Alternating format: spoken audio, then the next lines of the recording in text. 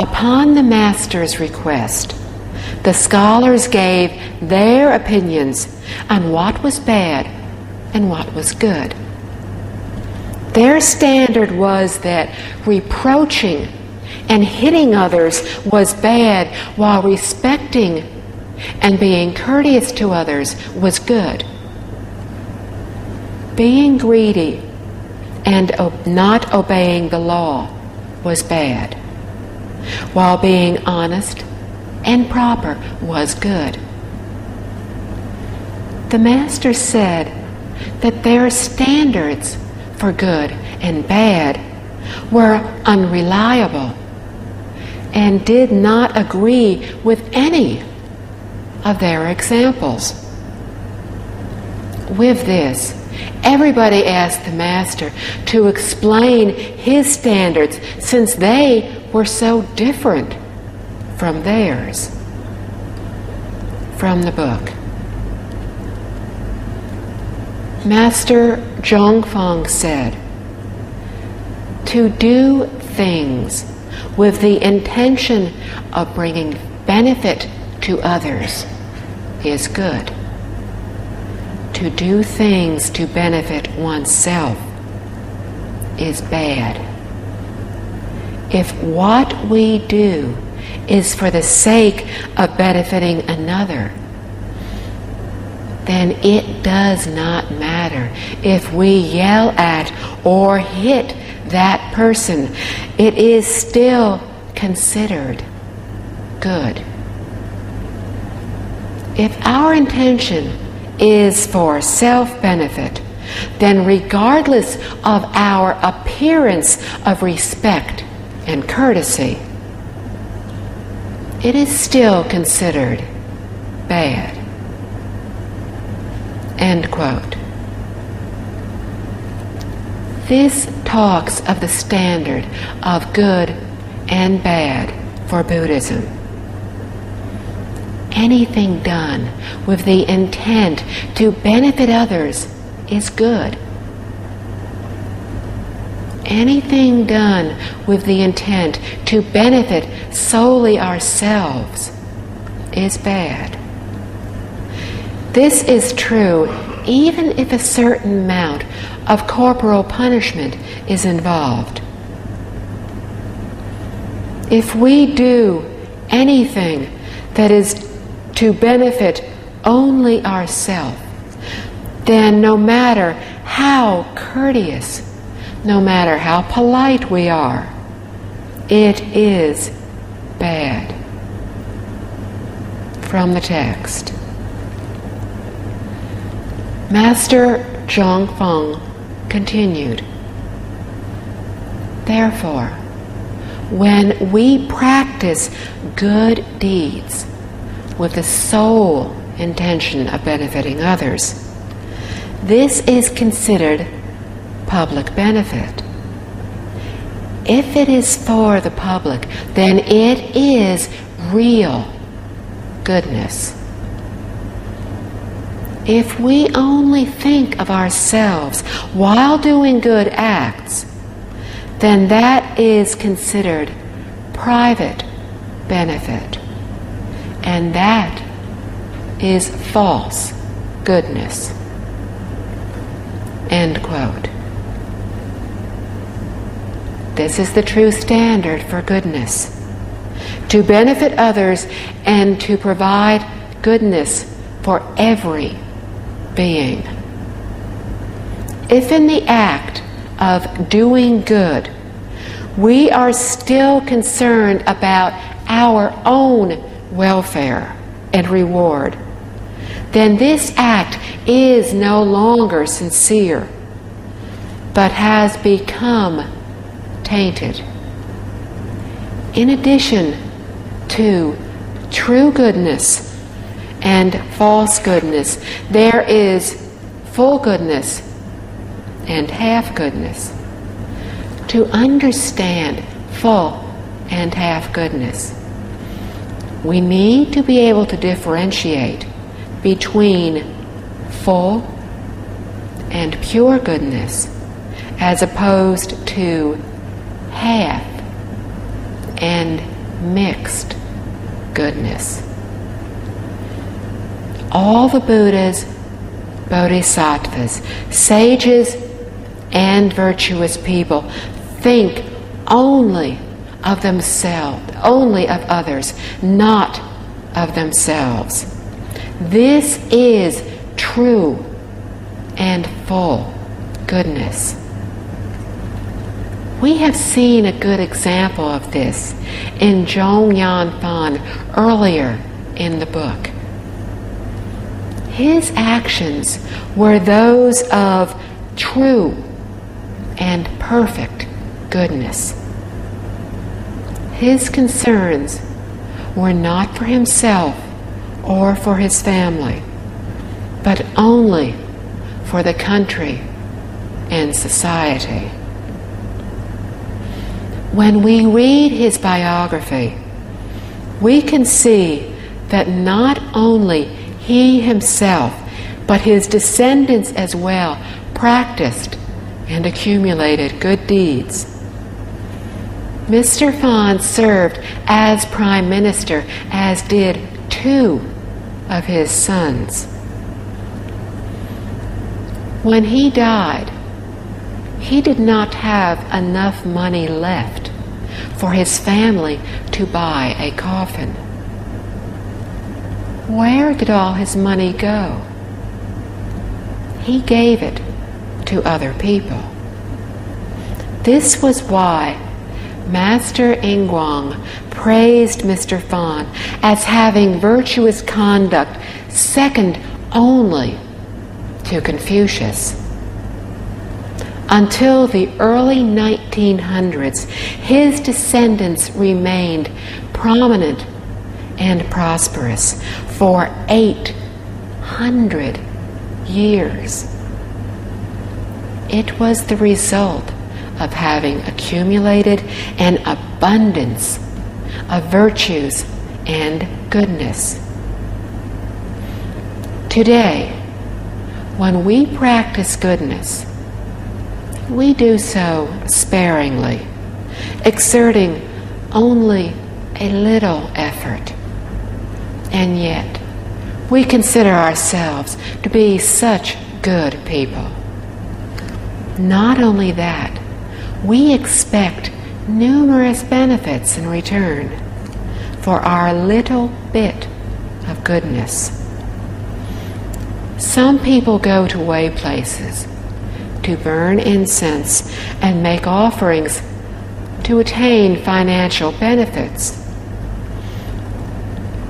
They think that by so doing, they will attain great good fortune. Maybe if they donate $1 today, they will win $10,000 in the lottery tomorrow. This kind of thinking degrades Buddhas and Bodhisattvas. Therefore, when we see these apparently sincere people, when we see their families and even descendants suffer from bad fortune, we will understand the reason why. They do not intentionally view the Buddhas and Bodhisattvas as bad, but inadvertently view them as beings who take bribes. Sometimes when people want something, they offer a bribe. This is the same as offering money to Buddhas and Bodhisattvas in hope of receiving what we want. People who accept the bribe are not good people. Consequently, if a Buddha accepted the bribe, would that not make him a bad person as well? From the book. Master Zhongfeng further explained that when goodness springs from within the root of the heart, it is real goodness.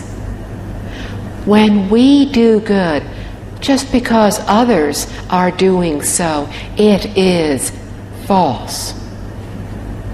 In addition, when we do good without expecting anything in return, it is considered real goodness. When we practice good deeds for some purpose other than to benefit others, it is false. Those who wish to practice true goodness need to contemplate all these differences. End quote.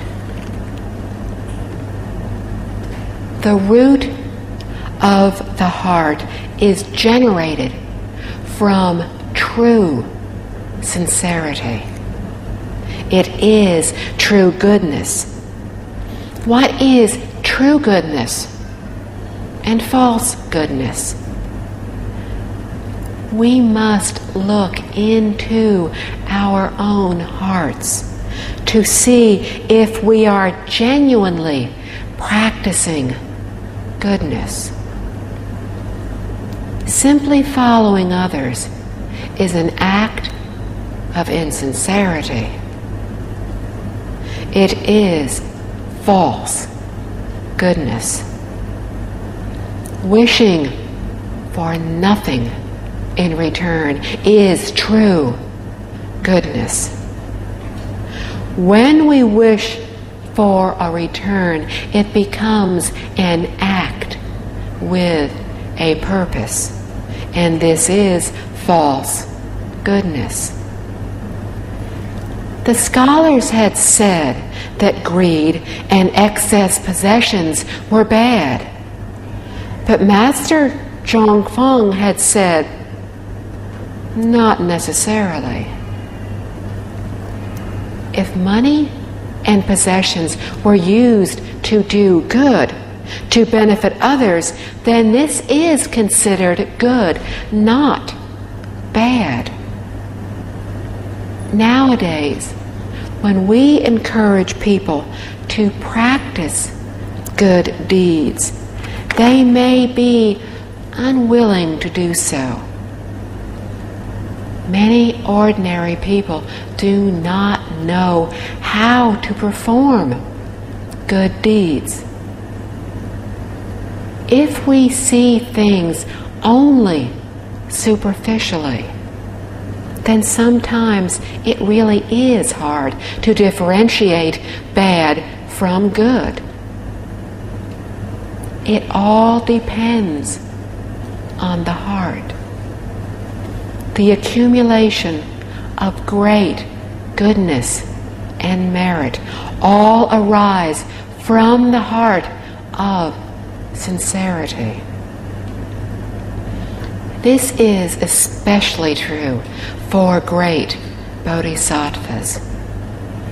Appearing as ordinary people, they do not dwell on the fact that they are great bodhisattvas, nor do they dwell on trivial matters, but purely on benefiting all beings. Therefore, their viewpoints are very different from those of most ordinary people. From the book.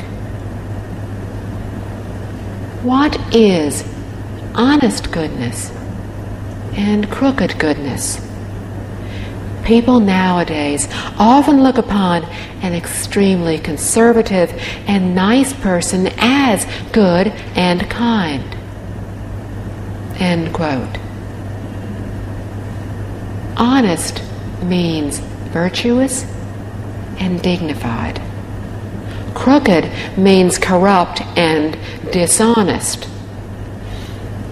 When we see a yes man, who is very respectful and subservient to others, we may think he is a good person.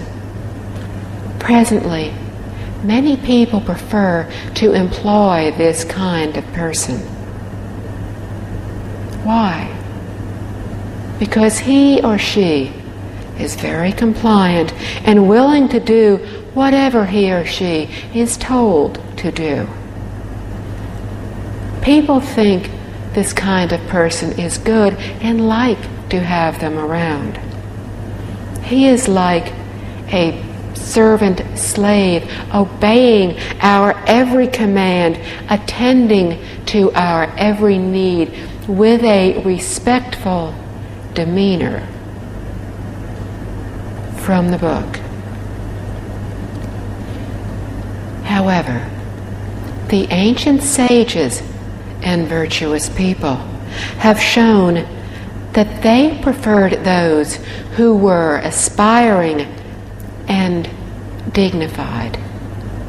As for those who appear to be compliant and careful in their everyday actions, they may appear to be liked by all, but sages often speak of them as thieves of virtue.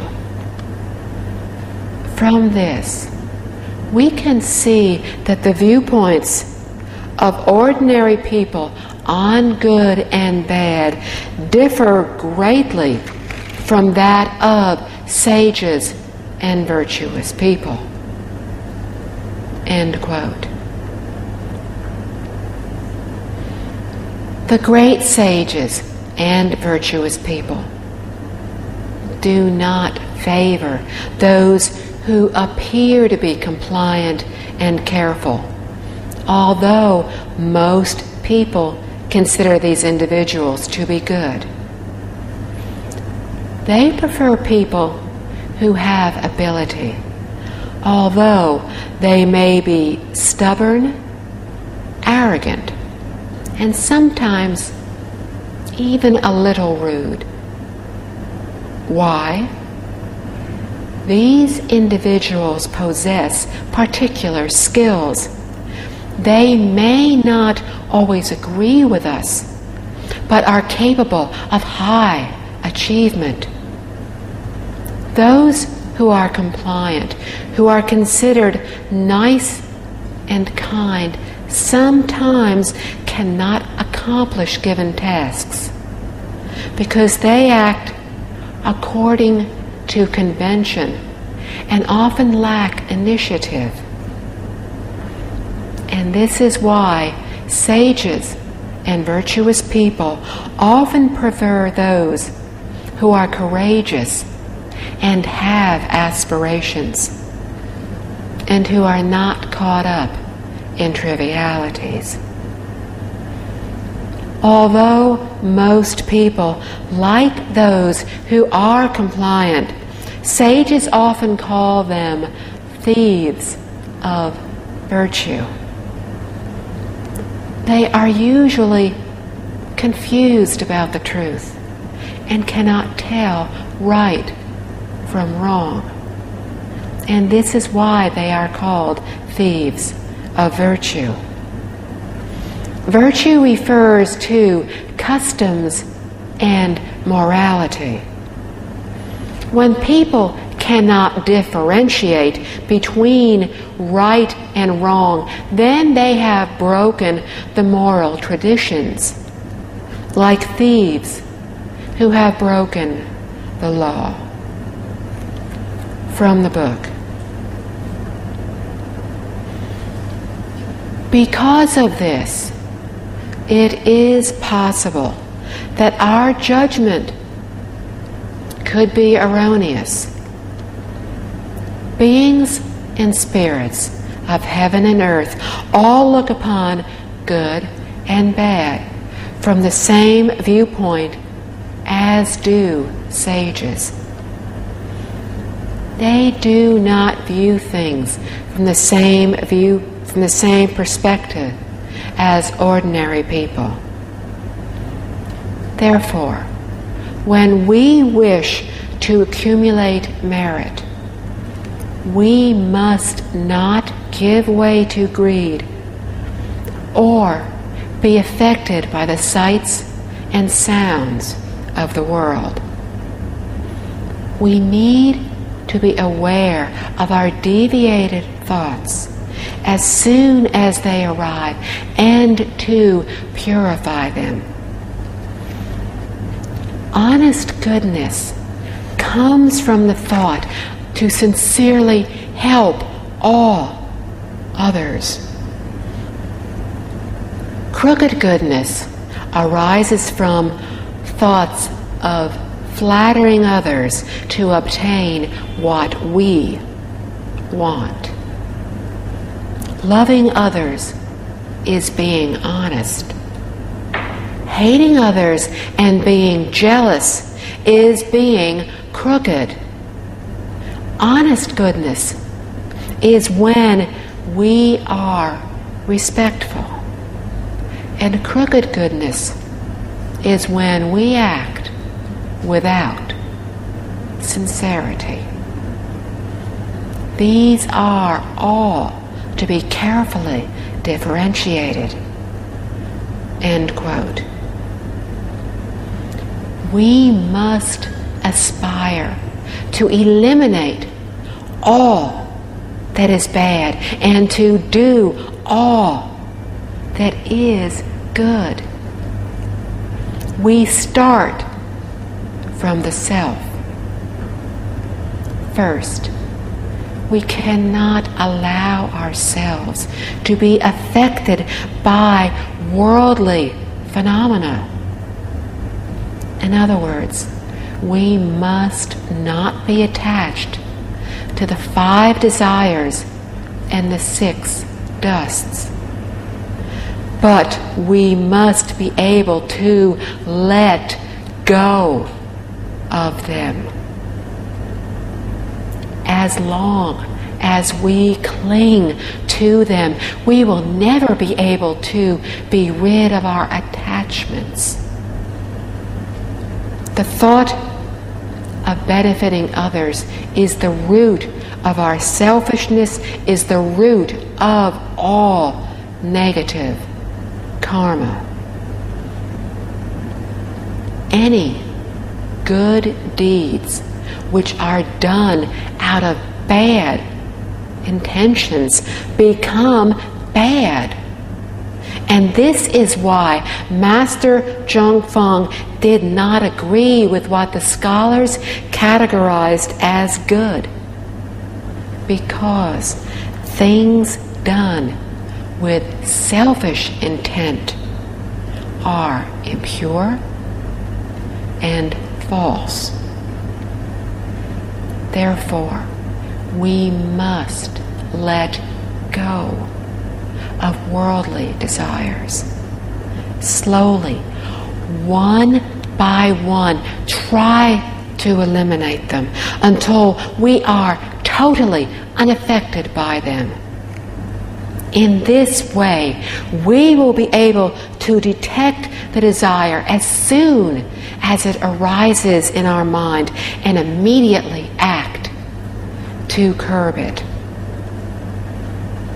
Also, we would do well to eradicate the deviant and impure feelings from our hearts.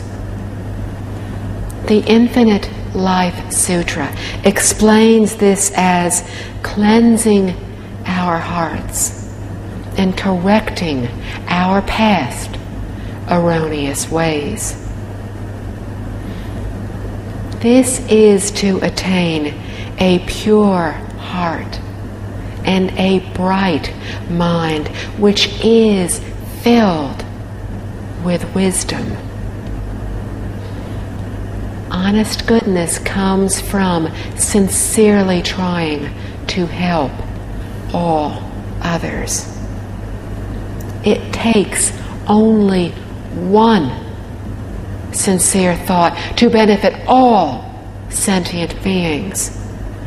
We help them to understand the true reality, to break through delusion and attain awakening. As soon as they do this, they will naturally learn how to eliminate all that is bad and practice all that is good.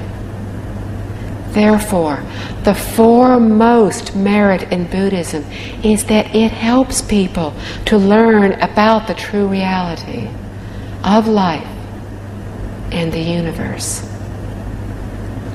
Once they have accomplished this, then they will be free to choose their existence within any one of the 10 Dharma realms. When we do this, the Buddhas will not interfere with our choice, nor will they try to change our minds. Buddhas do not teach that becoming a Buddha is the best goal for everyone. It is their hope that eventually we will become Buddhas. But they will not coerce us to do so. If we prefer to be reincarnated as human beings, then the Buddhas will teach us the principles in becoming good people. If we wish to be born into the 3 bad realms, then we can just immerse ourselves in greed, anger, and ignorance, and we will smoothly sail into the 3 bad realms. Buddhas will not try to stop us, nor will they try to help us.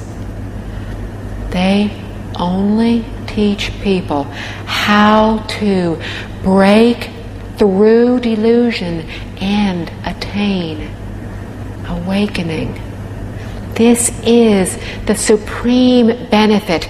This is honest goodness.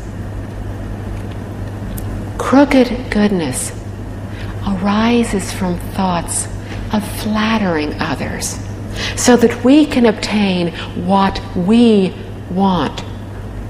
For example, fame and wealth. But this is not the proper way to obtain fame and wealth. Any acts performed out of motives such as this would be crooked, not honest. Honest goodness is when we are respectful. Crooked goodness is when we are insincere. This speaks of how we act with others. We should be careful and respectful when interacting with beings, matters, and objects. Acting without sincerity is a fault, and we would do well to recognize, understand, and correct it. From the book. What is hidden goodness and visible goodness? When we do something good and people know about it, it is visible goodness. When no one knows about it, it is hidden goodness. End quote. It is very important to understand what is hidden and visible goodness. Ancient sages and virtuous people all taught about the fact that we need to accumulate hidden virtues. What are hidden virtues? Any good act or deed known by others is considered visible. When others praise us for what we have done, that praise is our good fortune. For example, if the government commends our deeds and rewards us for our actions, then that is our good fortune. In other words, we have just used up all the good fortune in the form of praise from others. This is why it is so important that we realize that the best way to accumulate goodness is to let our deeds remain hidden, to remain unknown. There is no need to let others know about them. Just keep on accumulating while asking no reward. This is how to accumulate goodness.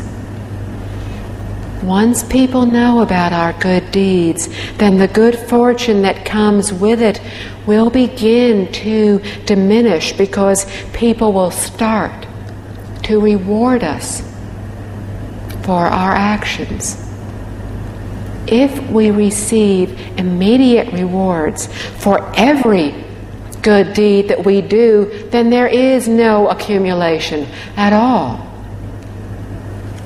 We might start to accumulate faults without even realizing it.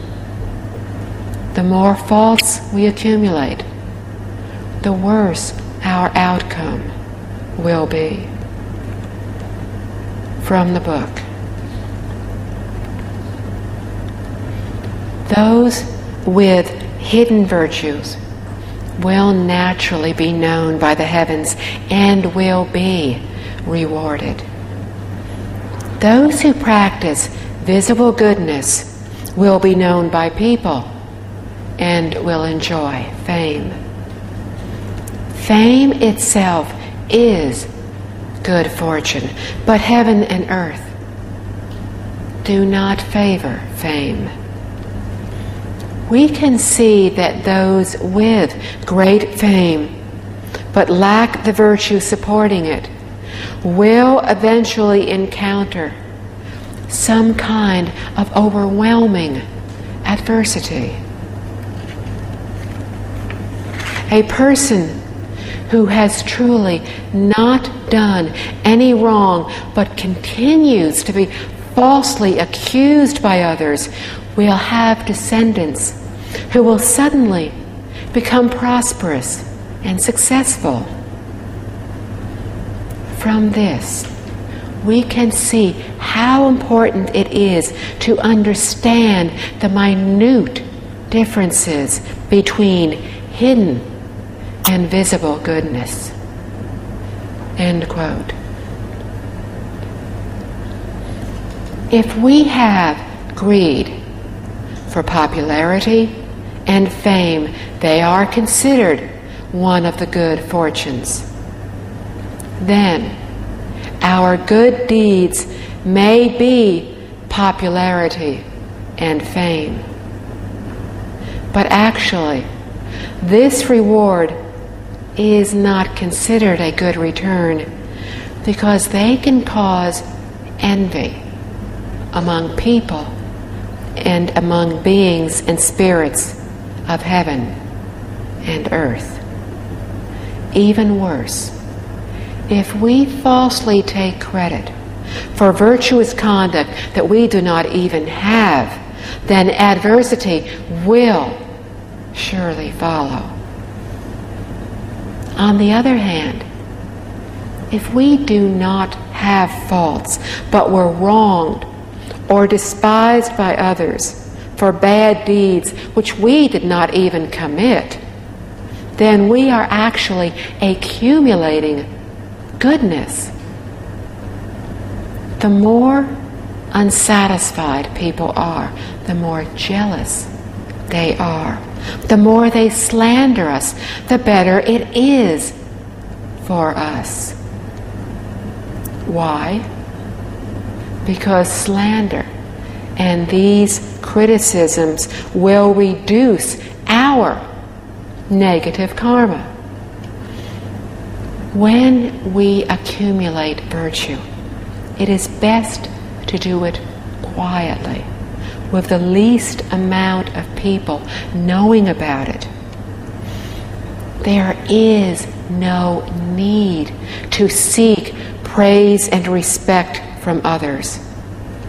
When all of our negative karma has been eliminated, then our accumulation of goodness will become even stronger.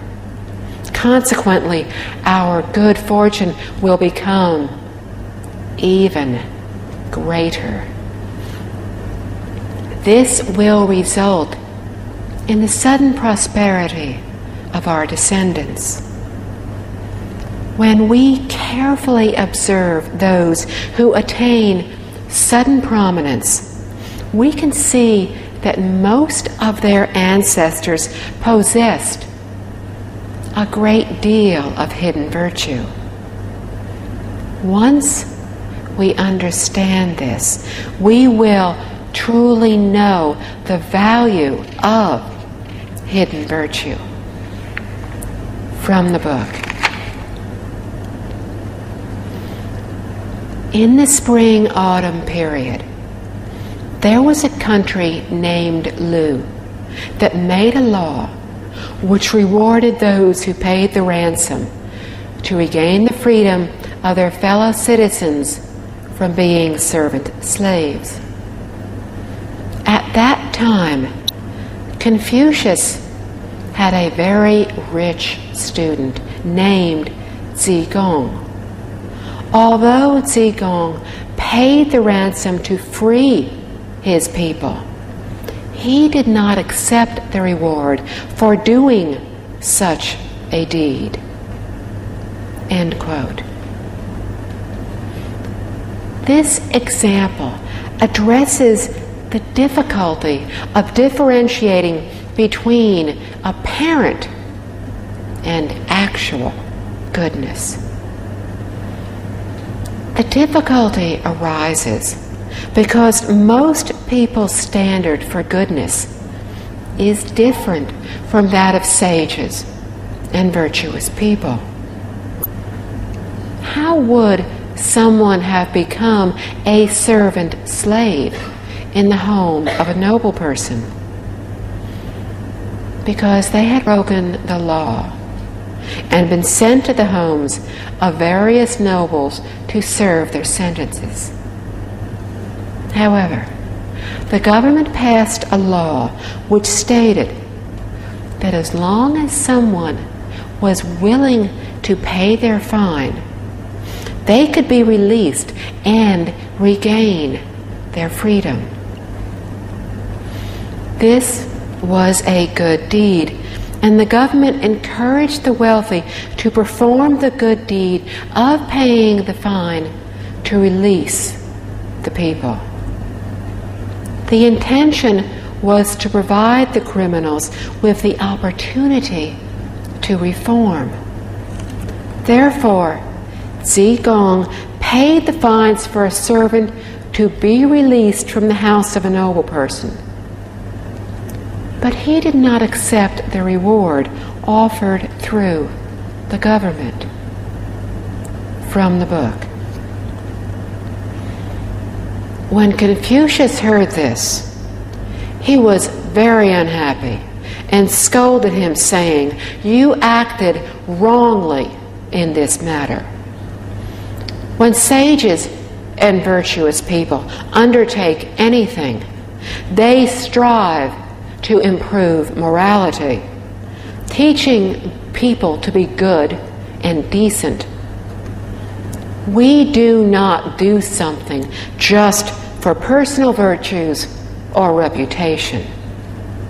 In the country of Lu, the poor outnumber the wealthy.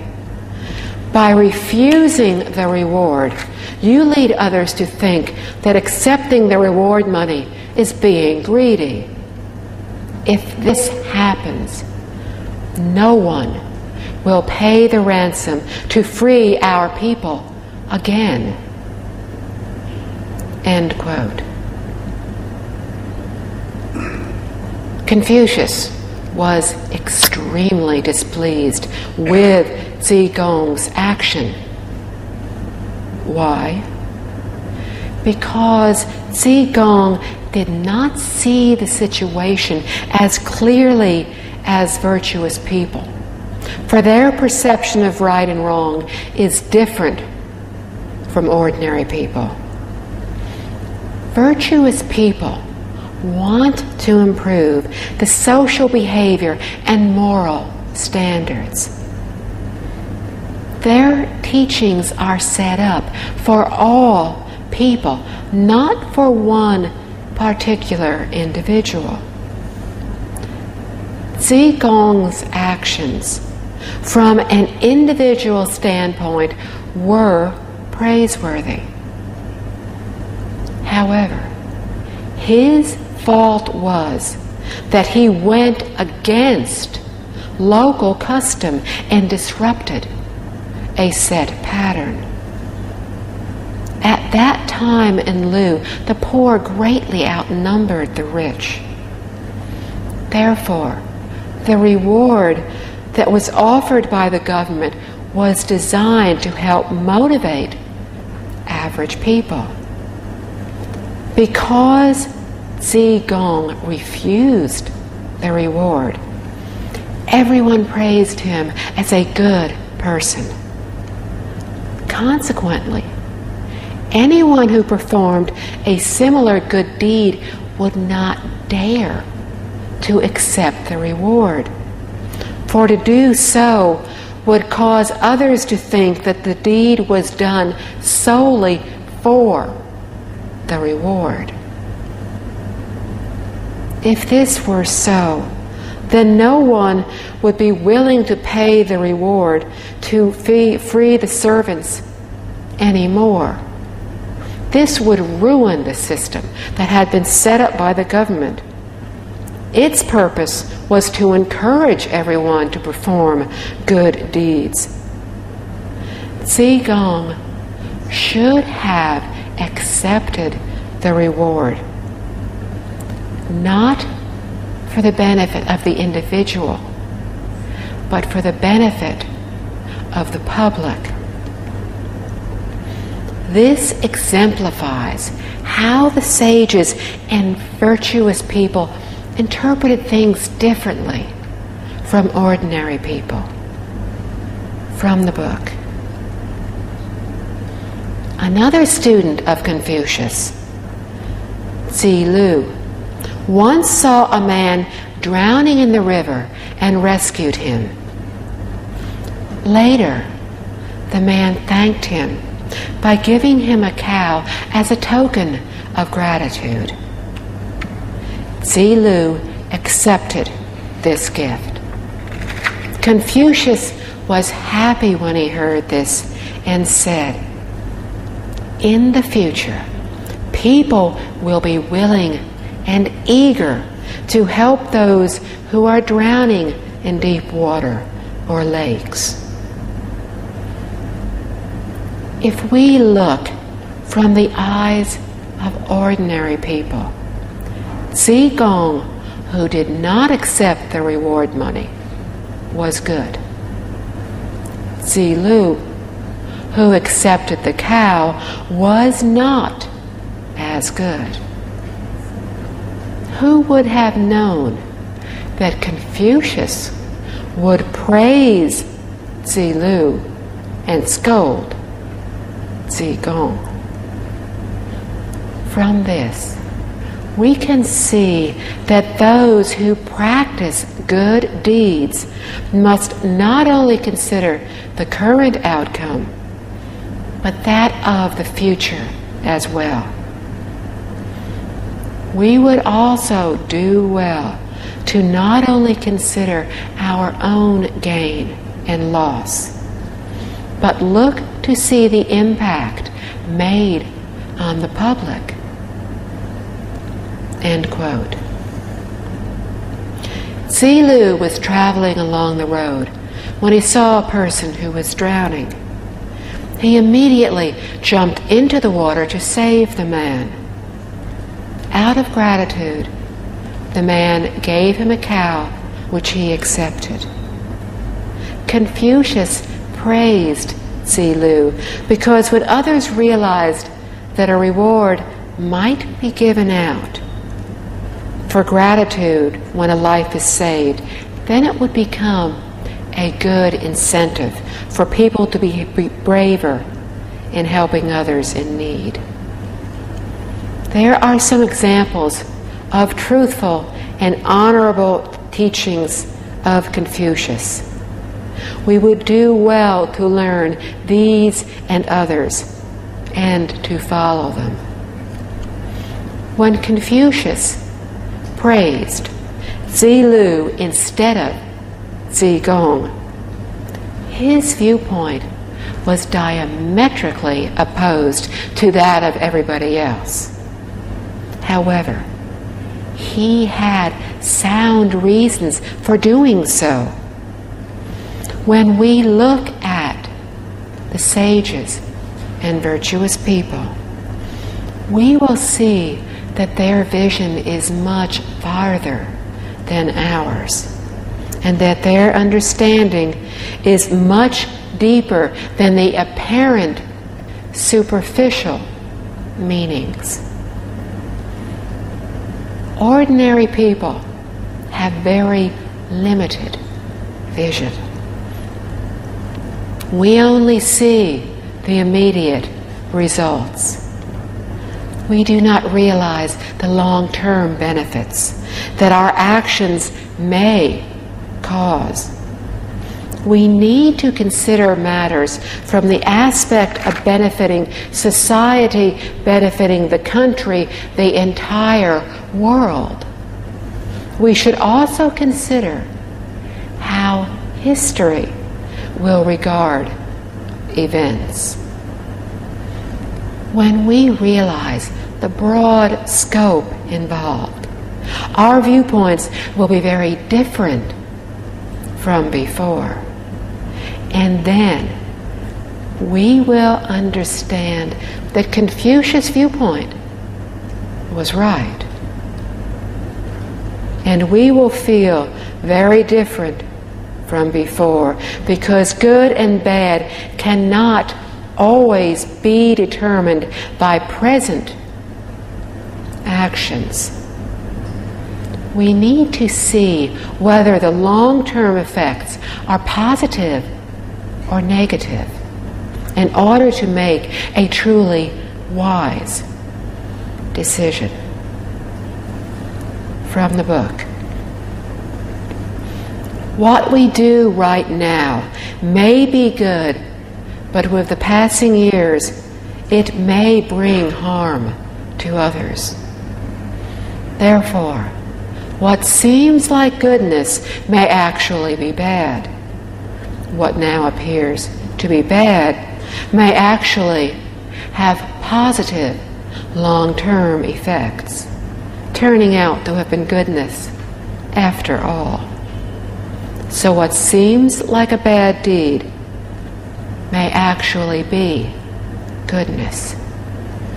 There are some examples of what appears to be good, but apparently, actually, is not.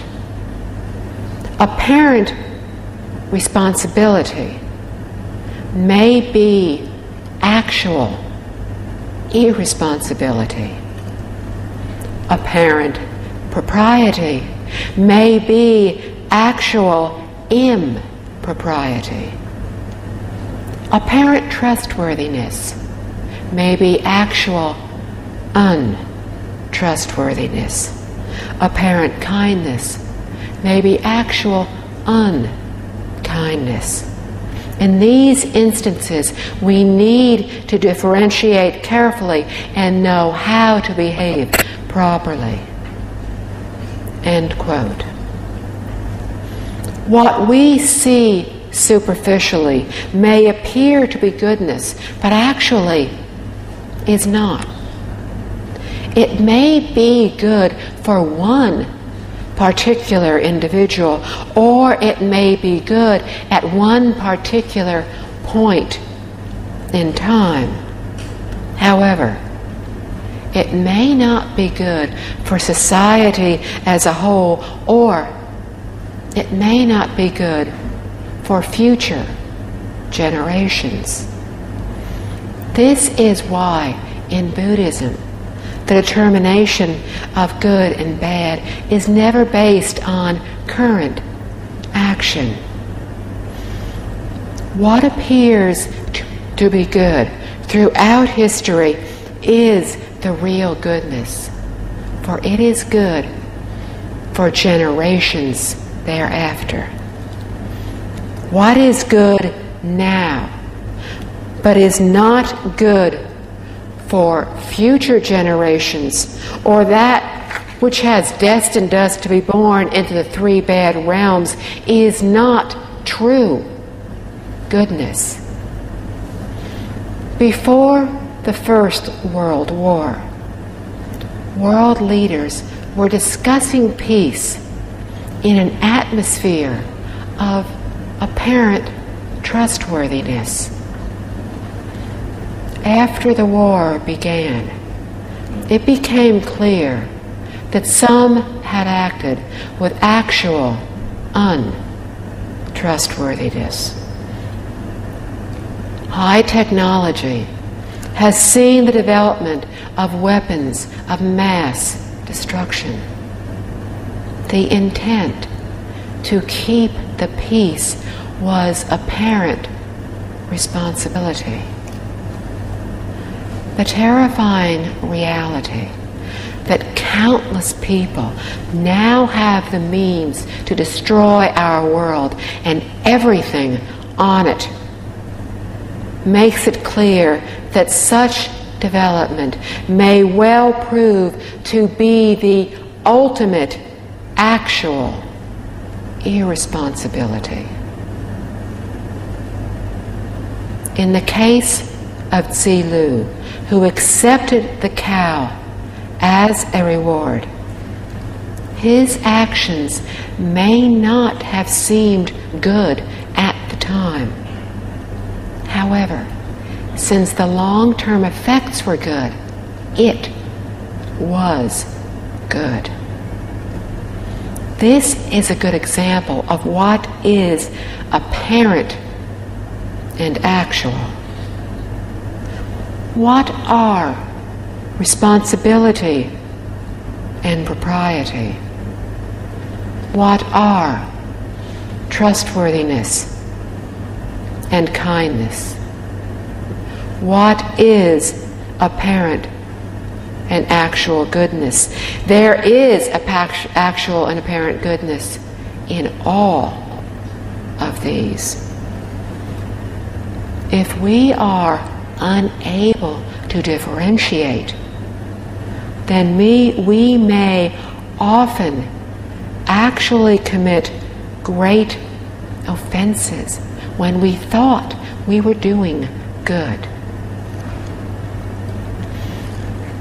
In tonight's section, Mr. Liao Fan told his son that the key to changing destiny is to eliminate all that is bad and practice all that is good. To do this, we start from within by severing our attachments to the 5 desires, our attachments to the 6 dusts. As long as we cling to them, we will never be rid of selfishness. The thought of benefiting ourselves is the root of all negative karma. Any good deeds which are done out of bad intentions will become bad.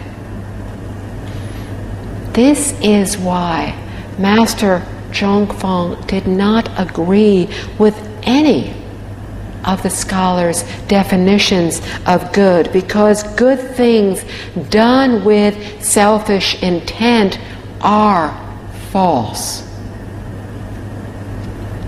Therefore, we must become less attached to worldly desires. Slowly try to eliminate them until we are totally unaffected by them.